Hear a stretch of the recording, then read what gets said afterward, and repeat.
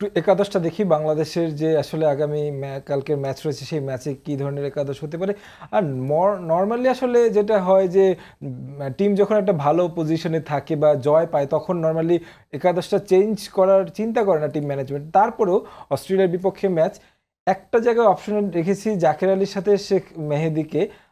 আপনার আসলে কি অ্যানালাইসিস কি? মানে নট অনলি খালি উইনিং কম্বিনেশন চিন্তা করলে হয় না, আপনি পিচ কন্ডিশন সব কিছু বিবেচনা করে কিন্তু টিমটা তৈরি করা হয়।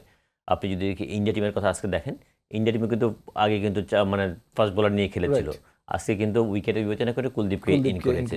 সিচুয়েশন যদি ডিমান্ড করে, উইকেট যদি বলে যে স্পিন একটু হেল্প আছে, তাহলে কিন্তু ওই জায়গাটা আমাদের চিন্তা করতে হবে। আমাদের বোলিং ইউনিটটা পেস বোলাররা খুব ভালো করছে, স্পিনাররা কিন্তু যেই জায়গাটা একটু সাকিব খুব একটা সাকিবের ফর্মে নেই, যেই কারণে আমাদের বোলিংটা ইউনিটটা কিন্তু একটু একটা এক্সট্রা বোলার কিন্তু জরুরি মাঝে মাঝে হয়ে যায়, যেই জায়গাটা হয়তো দরকার আছে।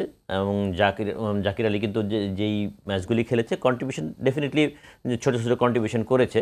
যদি আপনাদের ম্যাচ জিততে অস্ট্রেলিয়ার সাথে কিন্তু একটা দুইটা বোলার কিন্তু অফ হতে পারে, কোনো সময় হয়তো বা একটু বাজে সময় যেতে পারে, তখন কিন্তু একটা স্পিনার দরকার হতে পারে।